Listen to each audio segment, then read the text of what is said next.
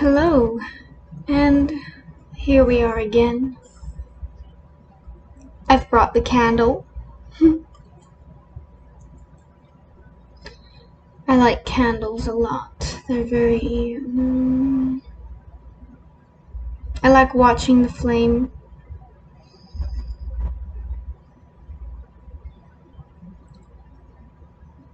I like the warmth.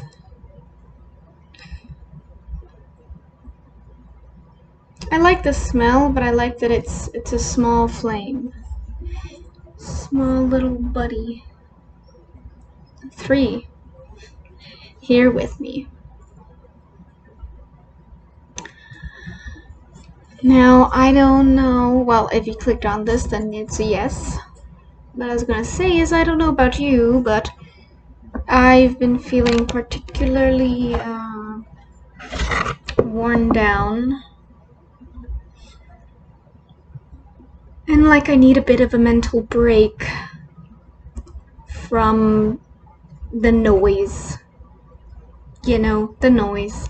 Truly. It does get quite loud out there. I live in a big city where 90% of what I see is advertisements. And that really messes with a mind. That really does mess with a mind. It's very difficult to, for me at least. I know people that are unaffected somehow. Truly unaffected. It's not like they just say they're unaffected, but truly I witness them and they are unaffected by the things that I'm affected by, but the majority of us are largely affected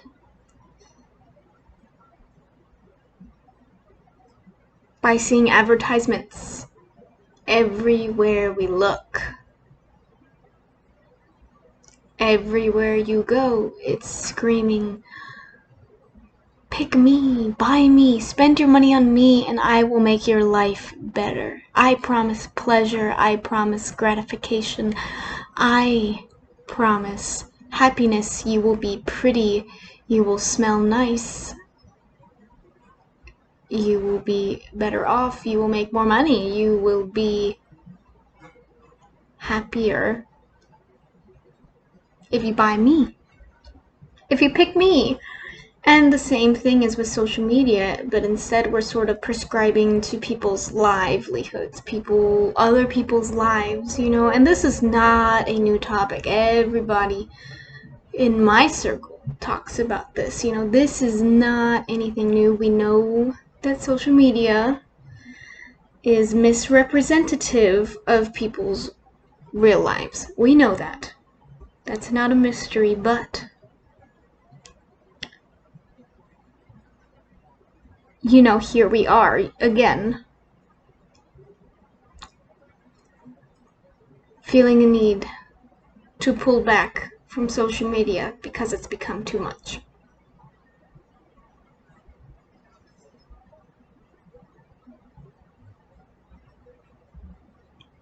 We wonder, why don't I look like them, even though we know it's fake.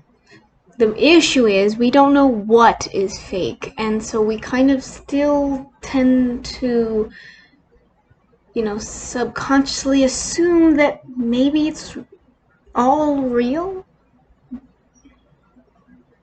Or if it's fake, quote unquote, then it's just not natural and they bought something or they did something to get here and it is their real life. It's just not their natural life or something. Your brain tries to come up with these explanations as to why their life is inherently better than yours just because you can't see all of it. And that's just the natural assumption. You know, you cannot see somebody's thoughts, and somebody's thoughts are just about always darker than what you expect them to be. At least in America. For sure in America, just about everyone. but somehow we still feel different. Still feel like, oh, this is happening to me but not them, even though we know that it's happening to everybody, especially in America. And we still feel alone. Isn't that funny? So I want this to be a time that you and I take out of our days to come together and realize that we are together. Nobody's doing this alone, especially, I can't speak on other countries. I only know what it's like to live here in a big city in America. Big city. This is all I know. So at the very least, I can say to some degree that everyone in my city is experiencing a lot of the same things that I'm experiencing, and going further, anyone in a city may be experiencing a lot of the same similar things, and it just extends farther and farther on until you've hit everyone, because to some degree we are all feeling the same. There are no new emotions, there are no new problems, just new ways that they're manifesting. That's it.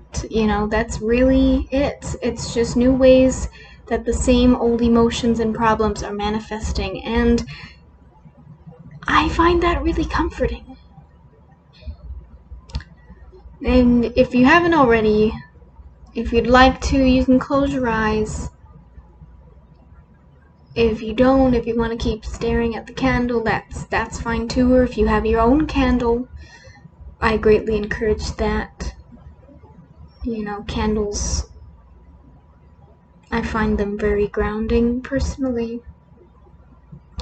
Whatever you want to do, just go ahead, take a minute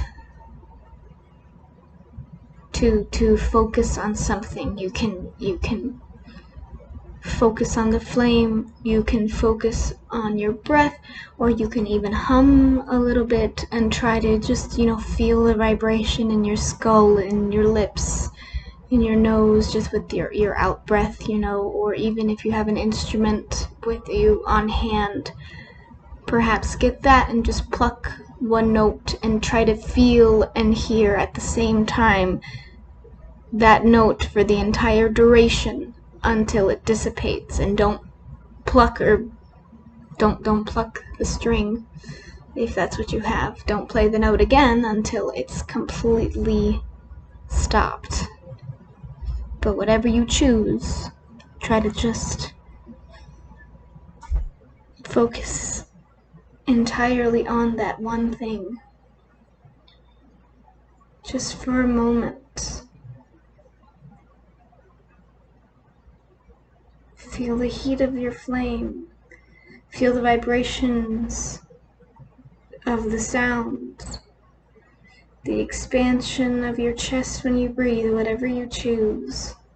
Feel it completely and hear it completely. Or see it completely.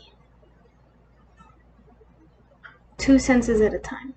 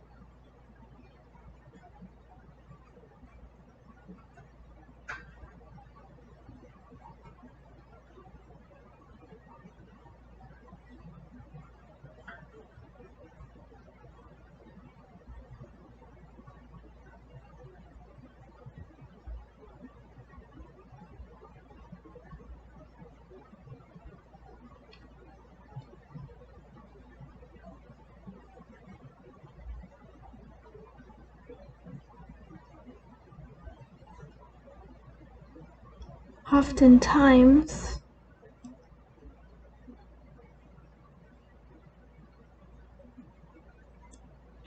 we can find ourselves very lost.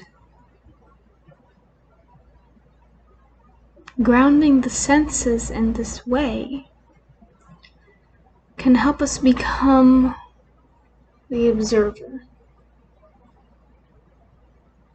And that's what we need to get through our day-to-day lives in this modern world. Is we need to become the observer far more often than we need to be the participator. It is not bad to be a participator, but when we lose the role of observer is when we lose our way, when we become lost, when we start to forget what actually makes us happy. Buying this thing, obsessing over this person, this or that or the other is not going to make us happy. Surgery is not going to make us happy.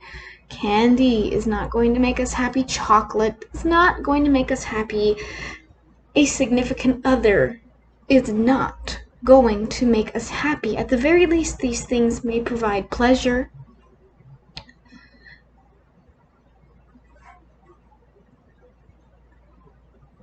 I know humans are more complex, so I will not say that a significant other can only provide pleasure. Of course not.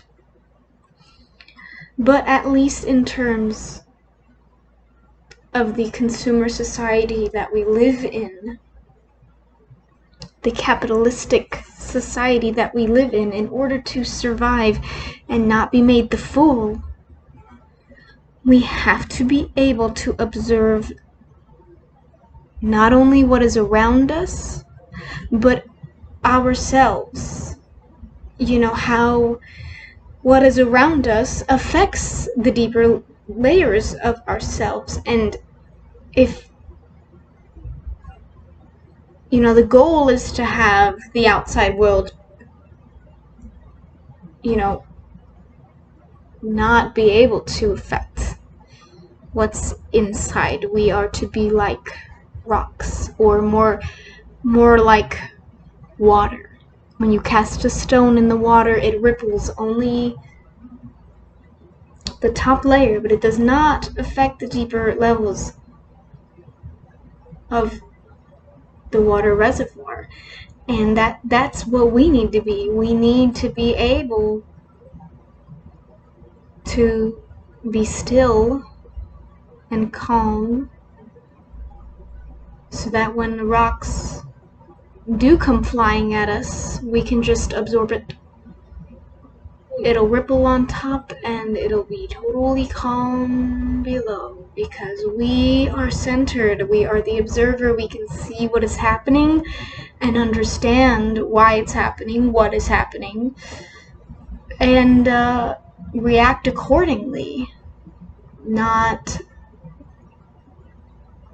react on impulse. No more impulse spending, no more feeling like you need this or that will make you happy, or you're not good enough for this or that, because it's all lies that we are being fed by our culture. None of it is true. You have what you need to be happy. That is a mind. You have a mind, and every single person on this planet has a mind, and so therefore we have the power to be happy. We just have to give it to ourselves.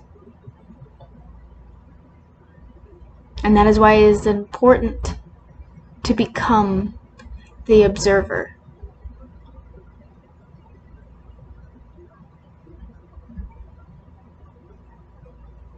And that is where I will end this video, but if you feel like you need a bit more grounding, just go ahead and keep doing what you were doing. Or check out another video. Or however else you would like to spend the rest of your day. Just remember that it is just as important to come back to this stuff, to review this stuff on your own, without anyone else's help, just you on your own, that is as important as coming and learning. And it's also important to teach when you can. So I will leave here.